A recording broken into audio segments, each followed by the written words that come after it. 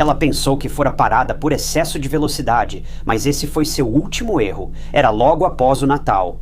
Uma universitária de 20 anos dirigia à noite por um trecho calmo de uma rodovia na Califórnia. Ela tinha passado o dia cuidando do namorado doente e ligou para os pais dizendo que estava a caminho de casa, mas ela nunca chegou. O carro dela foi achado depois, abandonado no fim de uma saída escura da rodovia, com as chaves na ignição. Os pertences dela ainda estavam dentro do carro e o corpo foi encontrado embaixo de uma ponte em um desfiladeiro. No começo, a polícia não fazia ideia de quem tinha feito isso, mas então algo assustador aconteceu. Mulheres começaram a ligar, dizendo que tinham sido paradas exatamente no mesmo lugar pelo mesmo homem, sem motivo algum. E a pessoa que elas estavam descrevendo não era um estranho, era um policial rodoviário fardado. Cara Knott, estudante de 20 anos da Universidade Estadual de San Diego, cursava educação para ser professora. Em longas caminhadas com os pais, ela falava sobre se formar, trabalhar com crianças e ter sua própria família. Cara era uma pessoa gentil, amável e profundamente amada por todos que a conheciam. Na época, ela estava em um relacionamento sério com seu namorado, Wayne Batista. As famílias deles eram próximas, visitavam-se com frequência e para todos, Wayne era o escolhido. A vida de Cara parecia estável, previsível, segura e então, 2 dias depois do Natal, tudo deu errado. Era o Natal de 1986 e Cara e sua família passaram momentos maravilhosos durante as festas. Todos estavam reunidos para se divertir e o tempo passou voando. Cara, com 20 anos ou qualquer outra pessoa, na verdade, nunca esperava que esse seria o último Natal feliz que eles celebrariam juntos. 2 dias depois, em 27 de dezembro, Wayne estava de cama com um caso muito forte de gripe.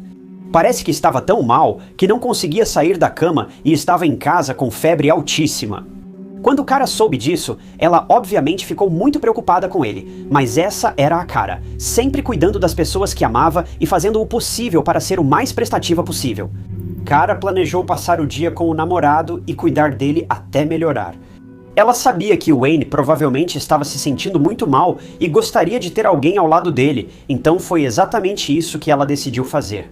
Ela disse aos pais que passaria o dia na casa do Wayne em escondido e que voltaria à noite. Era algo bem básico e rotineiro para Cara fazer isso. Os pais dela a viram entrar no seu Fusca branco de 1968 e acenaram para se despedir da filha naquele momento. A distância entre as casas do Wayne e da Cara era de aproximadamente 40 minutos de carro ao sul, pela rodovia Interstate 15. Isso vai ser importante mais tarde, então só guarde essa informação por enquanto. Mas Cara chegou a escondido e avisou aos pais que tinha chegado ligando da casa do namorado. E foi isso. Cara passou o dia com Wayne, ficando ao lado dele e ajudando no que podia. E quando a noite chegou, era hora de Cara voltar para casa. Agora, como essa era a época antes dos celulares, Cara ligou mais uma vez para os pais da casa de Wayne, avisando que estava a caminho. Isso também é algo a se notar sobre Cara agora. Tenho certeza de que você já deve estar cansado de ouvir isso, mas Cara era bastante pontual. Ela não tinha nenhum plano de última hora com ninguém. E se ela dizia que estava indo para casa, pode acreditar que isso era certo, ela realmente iria para casa. Os pais de Cara esperavam que ela chegasse em casa em cerca de 40 minutos, mas ela não voltou. 40 minutos se passaram, depois mais alguns minutos, e então foi 1 hora, depois 1h30. Os pais de Cara começaram a ficar ansiosos. Onde ela estava? Ela já deveria estar em casa, a menos que tenha se envolvido em um acidente na I-15. Mas isso também não fazia sentido, já que Cara sempre avisava a família se fosse se atrasar ou tivesse algum problema. Se houvesse um telefone público próximo, Cara teria ligado para avisar o motivo do atraso, mas isso nunca aconteceu. A cada minuto que passava, os pais de Cara ficavam cada vez mais inquietos e tinham um pressentimento muito ruim. Então, quando acharam que já tinham esperado o suficiente, Cynthia, irmã de Cara, o marido dela e os pais de Cara foram de carro pelo mesmo caminho que Cara até a casa de Wayne. Agora, talvez Cara estivesse presa em algum lugar e precisasse de ajuda. Talvez o carro dela tivesse ficado sem gasolina. Talvez fosse um pneu furado. A família Knott estava pensando em todas as possibilidades que poderiam explicar logicamente o atraso de Cara. Eles dirigiram pelas estradas, tentaram procurar por Cara ou pelo Fusca branco dela, mas não encontraram nada, enquanto procuravam por conta própria. O pai dela, Sam, também acionou a polícia para registrar o desaparecimento. Mas a polícia usou aquela desculpa de esperar 48 horas e deixou a família desamparada, tendo que procurar a filha sozinha. A mãe de Cara, Joyce, costumava ligar de telefones públicos para hospitais locais perguntando sobre acidentes ou entradas de pessoas. Naquela época, eles estavam tentando de tudo para cobrir todas as possibilidades e procurar por Cara, mas nada aparecia.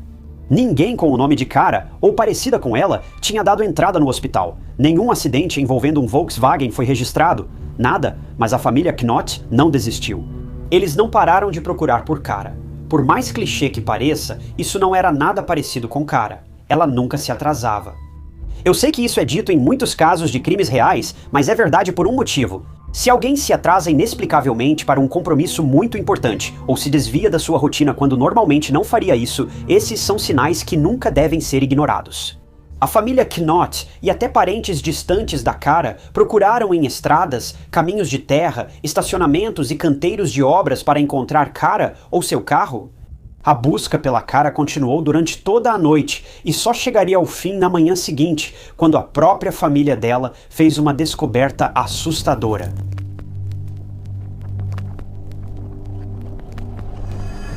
Na manhã de 28 de dezembro, Cynthia, irmã da Cara, e seu marido dirigiam por uma estrada isolada quando frearam ao ver algo no beco sem saída deserto. Perto da saída Mercy Road da Interstate 15, essa estrada levava a uma área escura, suja e isolada, o mesmo caminho que Cara usava para ir à casa do Wayne. Quando o casal se aproximou, eles viram um carro branco. Era o Fusca da Cara, e ele estava abandonado nessa área isolada, mas não havia sinal da Cara dentro ou perto do carro. A janela do motorista estava entreaberta, e pelo vidro, o casal viu as chaves do carro da Cara na ignição. Os pertences dela estavam no banco de trás e um cartão de combustível da Chevron com recibo no banco do passageiro. O casal sabia que Cara não deixaria o carro em um local inseguro para ficar sozinho à noite. Então, sem perder tempo, a Cynthia correu até o telefone público mais próximo e chamou a polícia. Souberam pelas autoridades que o carro da Cara foi achado abandonado na área remota e exigiram que a polícia fosse verificar. Desta vez, a polícia levou o desaparecimento de Cara a sério e enviou uma viatura ao beco sem saída para inspecionar a cena.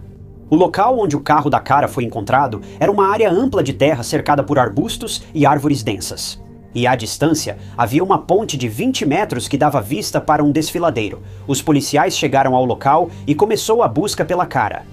Também estranharam o carro dela ter sido achado abandonado numa área tão remota. Durante o dia, esse lugar não era nem de longe tão assustador, mas à noite mal dava para enxergar para onde você estava indo. E não havia uma alma viva à vista, então esse era o lugar mais remoto que se podia encontrar nessa região. A polícia também ampliou a busca para a ponte e o desfiladeiro, e foi aí que eles viram algo na água. De longe, era um tom de roxo e branco, mas de perto, era devastador. A polícia desceu até o desfiladeiro e recuperou a figura flutuante na água. Logo, o caso de desaparecimento de Cara tornou-se homicídio. O corpo de Cara, 20 anos, foi encontrado no desfiladeiro. Aquela visão de roxo e branco eram as roupas e sapatos que Cara usava agora? Não sei se já mencionei isso, mas antes de desaparecer, Cara estava usando um moletom roxo e botas de couro brancas. E infelizmente, quando a encontraram, Cara, de 20 anos, não pôde ser reanimada, ela já tinha partido e a busca chegou a um fim devastador.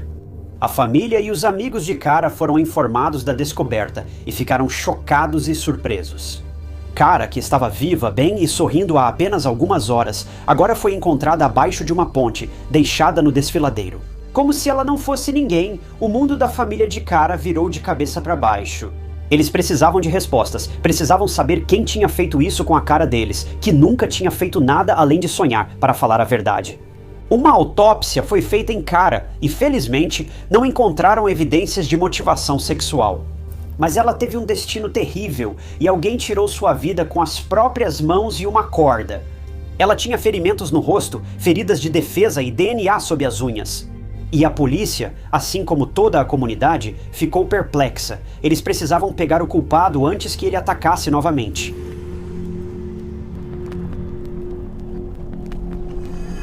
A polícia tinha poucas pistas para investigar. Eles possuíam evidências de DNA, mas isso era nos anos 80. Testes avançados de DNA ainda eram um conceito estranho. E a falta, ou melhor, a ausência de câmeras de vigilância também não ajudava em nada o caso da polícia. Então os investigadores fizeram o que as agências de aplicação da lei costumavam fazer naquela época, que era criar uma linha direta para receber pistas. Eles precisavam que qualquer pessoa viesse à frente com detalhes sobre Cara e se alguém tinha visto algo suspeito na Interestadual 15 na noite de 27 de dezembro, a polícia rastreou os passos de Cara. Ela foi à casa de Wayne naquele dia, fato confirmado por ele e seus pais, e depois foi embora. Ao voltar para casa, Cara parou para abastecer em um posto Chevron a cerca de 16 quilômetros ao norte, na saída da I-15. A polícia conversou com o funcionário que estava no caixa naquele momento e, de acordo com ele, viu Cara chegando ao posto de gasolina e abastecendo o carro dela. Pagando pelo combustível e recebendo um recibo com o horário de 20h30, e então entrei de novo na Interestadual 15 pela Rampa Sul. Cara estava indo direto para casa, sem desvios ou outros destinos. Então, como o carro dela foi parar onde foi encontrado? Enquanto tudo isso acontecia, a polícia também fez uma lista de suspeitos que era bem curta, mas inicialmente eles suspeitaram do namorado da Cara, Wayne. Mas ele tinha um álibi incontestável, e a reação dele demonstrou genuína surpresa e preocupação com a Cara.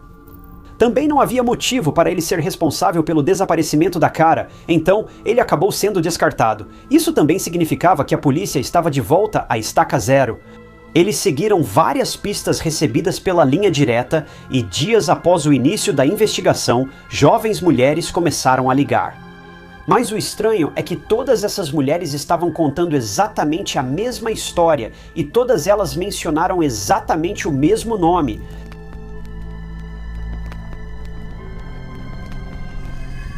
Todas as mulheres que ligaram para a linha direta após o sumiço de Cara tinham cerca de 20 anos e dirigiam o mesmo carro que ela. Não apenas parecidos, mas exatamente os mesmos. Todas as mulheres tinham Volkswagen Fusca e todos eram do mesmo modelo que Cara tinha.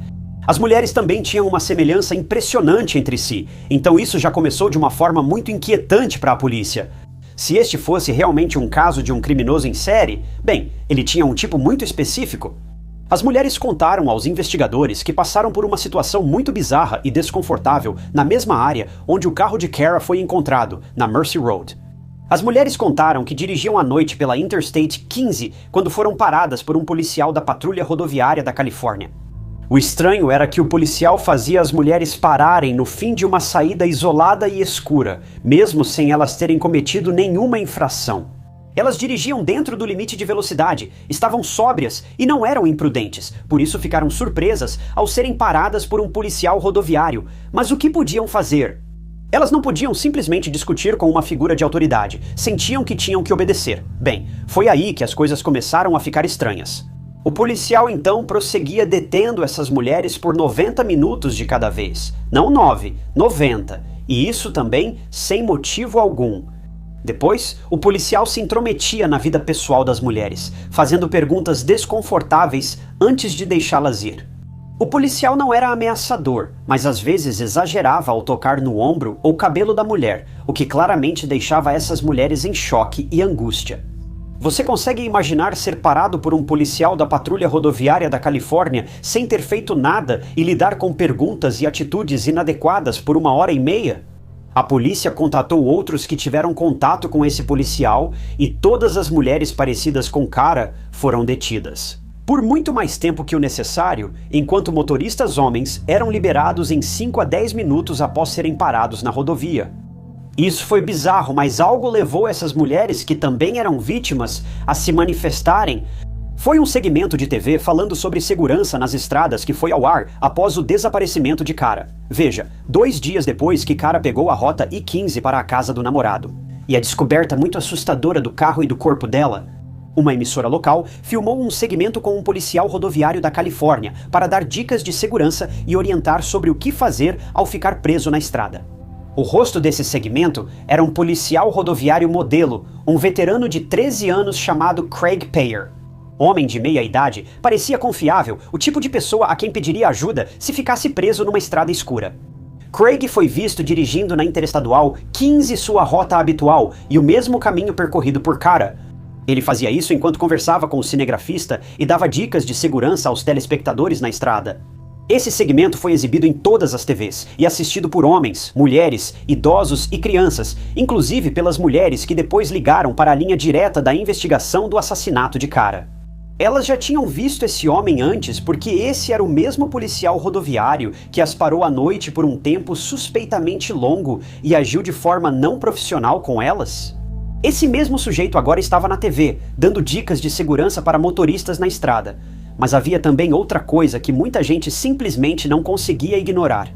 Craig estava com ferimentos no rosto, pareciam arranhões e ele nem sequer tentou escondê-los. Eles estavam totalmente visíveis. E mesmo que as pessoas não tenham dado muita importância na época, agora que a polícia tinha essa nova informação de que Craig, o policial modelo da CHP, com um histórico impecável, estava aterrorizando mulheres e causando angústia nelas, em estradas remotas da I-15, eles sabiam que não podiam ignorar isso, então a polícia investigou mais o Craig para verificar onde ele estava naquela hora. Que Cara também estava na I-15 e que um frentista de outro posto de gasolina local, este próximo de onde o carro da Cara foi encontrado, foi interrogado pela polícia sobre ter visto o Craig naquela noite fatídica. E bem, essa pessoa realmente viu o Craig. Era por volta das 9h30, então cerca de 1 hora depois. Cara colocou combustível em seu carro no posto Chevron.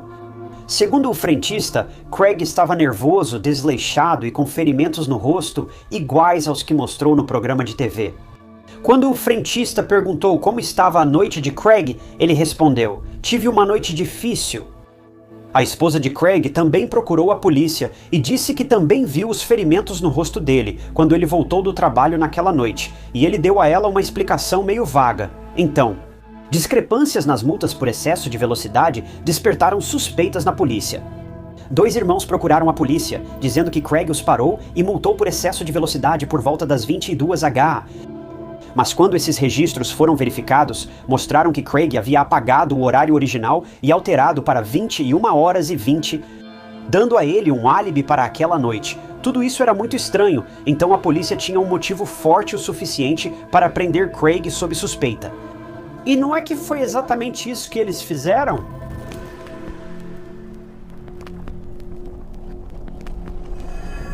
Craig Payer foi preso em 15 de janeiro de 1987. Quando perguntado sobre os ferimentos no rosto, Craig tentou explicar dizendo que caiu de cabeça em uma cerca de arame, mas a polícia não acreditou nisso. Os ferimentos pareciam resultado de alguém tentando se proteger, arranhando-o. Lesões por cerca de arame não eram compatíveis com os ferimentos de Craig. Ao final, as evidências contra ele aumentaram e a polícia o acusou de assassinato em 1º grau de Cara Knott. Os pertences de Craig também foram confiscados pela polícia e no carro dele encontraram uma corda e uma lanterna, ambos objetos usados para subjugar e, no fim, tirar a vida de Cara. É impressionante que Craig ainda tivesse a arma do crime em seu carro e ambos os itens acabaram sendo a chave para condená-lo no final. Além disso, provas forenses colocaram Craig na cena do crime, o que basicamente consolidou a ideia de que ele foi quem atacou Cara. O DNA dele estava nos sapatos dela, e o de Cara nas roupas e no corpo de Craig. Felizmente para a polícia, Craig possuía um sangue raríssimo, AB negativo, encontrado nas roupas e no corpo de Cara, comprovando que só ele participou do ataque. Em janeiro de 1988, o primeiro julgamento de Craig foi realizado, mas o resultado foi um júri indeciso. Naquela época, as pessoas simplesmente não conseguiam acreditar que um policial de patrulha seria capaz de algo assim, mas depois de horas e mais horas de deliberação, eles não conseguiram chegar a um veredicto. O júri de 12 pessoas ficou dividido, com 7 votando pela condenação. Enquanto preparavam outro julgamento, Craig estava solto sob fiança. Não consigo imaginar como a família da Cara se sentia. Estava claro que essa pessoa estava envolvida no ataque à Cara. E mesmo tendo sido acusado do crime, o julgamento terminou em pura confusão e desorganização, e agora ele estava livre e podia machucar outras jovens até o segundo julgamento. Depois de alguns meses, o segundo julgamento ocorreu. Os promotores trabalharam incansavelmente nesse, trouxeram provas concretas, testemunhas e tudo o que era necessário para finalmente condenar Craig por suas ações hediondas. E o julgamento deu resultado, e os jurados chegaram a um veredito unânime. Craig Payer foi considerado culpado de assassinato em 1º grau. Mas Craig, por outro lado, permaneceu em silêncio durante o julgamento e seguiu afirmando sua inocência até o fim. Mas, finalmente, em 4 de agosto de 1988, Craig Payer foi condenado à prisão perpétua com um mínimo de 25 anos. Desde então, ele teve a liberdade condicional negada 2 vezes, uma em 2008 e outra em 2012. Ele ainda é considerado um perigo para a sociedade, e eu não discordo nem um pouco disso. Atualmente, ele cumpre pena na colônia masculina da Califórnia. A audiência de liberdade condicional dele será em janeiro de 2027, que não está tão distante. A família de Cara, presente em todas as audiências e julgamentos, quer que esse assassino nunca mais seja solto. Mas o que ainda não está claro até hoje é o motivo pelo qual Craig atacou Cara. Ele já havia atacado mulheres no passado e da mesma forma, mas só chegou ao assassinato com Cara. Como Craig manteve a boca fechada, realmente não sabemos o que aconteceu naquela noite que levou Craig a fazer o impensável. E talvez nunca saibamos o porquê. Depois de todo esse tempo, esse homem não explicou uma única palavra sobre isso. Eu realmente não sei. Acho que ele só espera que alguém da Junta de Liberdade Condicional acredite em sua inocência algum dia. Não sei. Mas Cara estava apenas seguindo sua rotina noturna normalmente, e do nada, Craig a abordou, a assassinou e depois simplesmente agiu como se nada tivesse acontecido. Tudo isso parece sem sentido, e acho que de certa forma, realmente é. O pai da Cara, Sam, e a família Knott fizeram campanha para reduzir o tempo de espera para registrar desaparecidos de 48 horas, para ajudar a resolver esses casos rapidamente e, com sorte, salvar outras pessoas da mesma tragédia que eles passaram. Eu não sei se eles tiveram sucesso nessa área em particular ou não, mas ouvi de várias fontes. A maioria dos departamentos de polícia hoje nem exige mais período de espera para registrar desaparecimento. Talvez, de certa forma, a pressão deles funcionou. Mas o que é tão de partir o coração nesse caso é que o pai de Sam Cara morreu de ataque cardíaco a poucos metros de onde a própria filha foi encontrada sem vida. Veja, a família Knott havia montado um memorial, um lindo jardim com um carvalho em homenagem à filha, e Sam estava cuidando dele quando seu coração não aguentou. Pensar em como o pai de Cara morreu traz uma tristeza diferente. Defendendo a segurança das motoristas mulheres, porque a própria filha dele perdeu a vida nas mãos de alguém que deveria proteger os cidadãos. A família agora sofreu 2 perdas, tudo porque um policial rodoviário desonesto só queria machucar alguém.